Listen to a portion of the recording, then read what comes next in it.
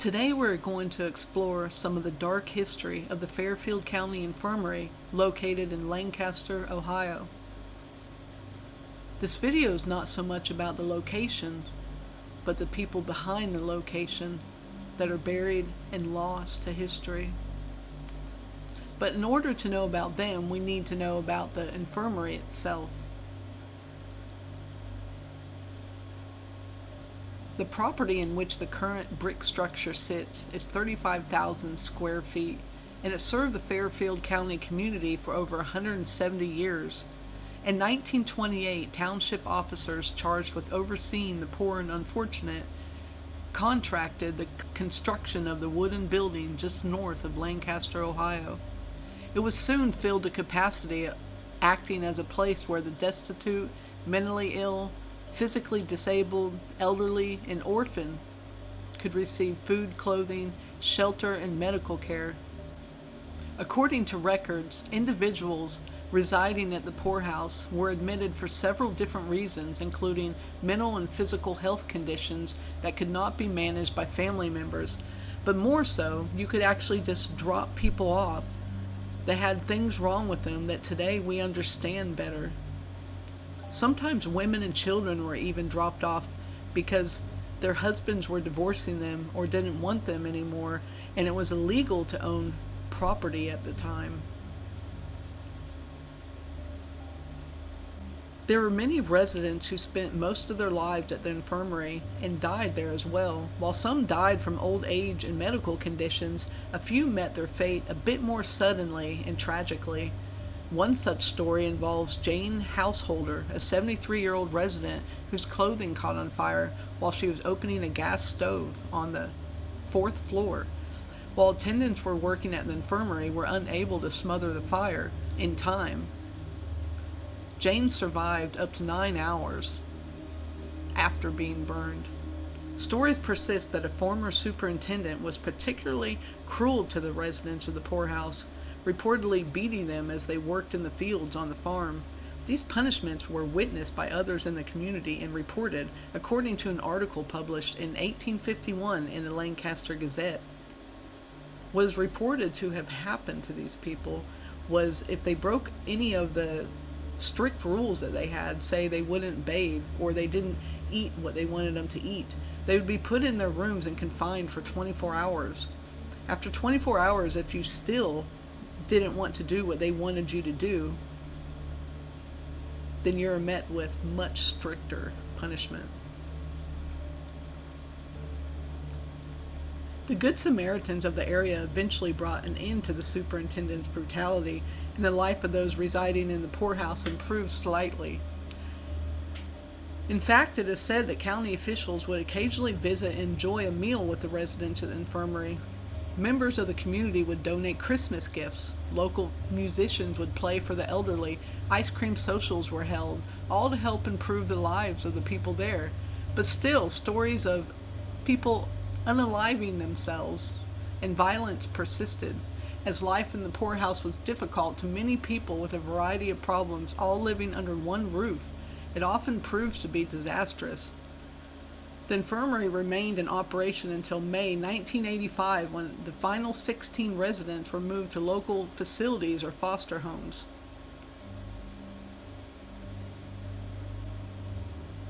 The building remains vacant today, welcoming only the brave enough to step through the doors and see if in fact there may be some former residents still lingering there. Some argue that the spirits of the residents still roam the halls, from a ghost named Willie who is said to haunt the 2nd and 3rd floors, to an entity of a little girl named Susie who may be lonely looking for a playmate, only to vanish into thin air. Former employees claim this building is full of paranormal activity. Visitors have reported hearing disembodied voices and slamming doors, smelling lavender, and witnessing objects that seem to move on their own. So with a location like this, that the death toll is so high, they even have a morgue in their basement, it seems common sense that they would then need a cemetery to house all this death, right? So behind the infirmary is a cemetery. The cemetery was likely established around the time of the county poorhouse that was erected in 1828. The pauper cemetery was used as a final resting place for those who died in the infirmary and were not claimed by family members. Also, unknown travelers who died while passing through the county, and those who just couldn't afford a plot in any other cemetery.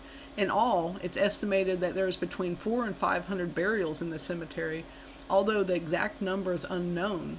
Only a handful of tombstones mark graves in the cemetery now. Most of the graves are unmarked. In 1886, a memorial monument was dedicated to all the dead buried there. A survey was conducted in 2014 using ground-penetrating radar in an attempt to determine just how many people were buried there. Unfortunately, the survey was inconclusive due to drainage pipes and other objects that interfered with the survey. The owner now, Adam Kimmel, has had it surveyed as well and claims to be up to 1,200 people buried there. It is also said that a lot of them are buried vertical, as in up and down to save space. Now, how that works, I have no idea, but try to wrap your brain around that. So what my goal is today is to look at some of the people buried back there. Pull some death certificates, really get into see who some of these people were. The video that we're going to be showing you of the actual cemetery was taken by my friend Gina. I was supposed to go on this trip, but I couldn't go because I got sick. But she was kind enough to still do the video for me and to take some pictures. So let's dive in and see what secrets we can unravel about this pauper cemetery behind the very haunted Fairfield Infirmary.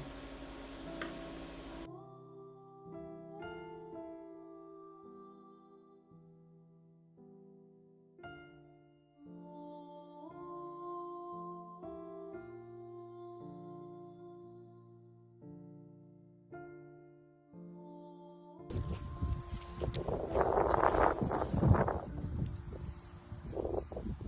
have no idea what that one says.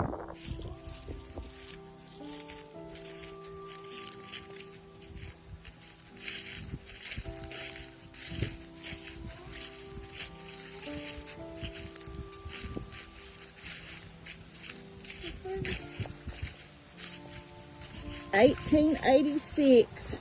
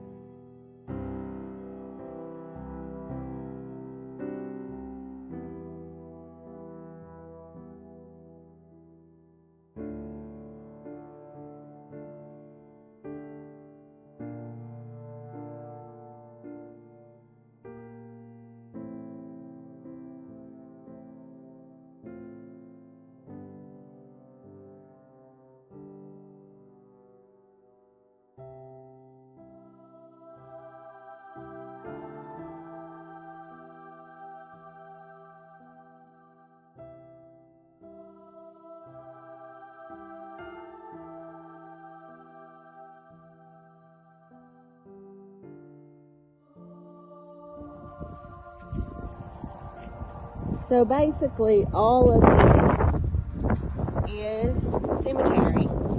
Even down through here where the parking lot is, because they covered over it. And there's only a few actual headstones. I promised Heather I'd film 4. Yeah.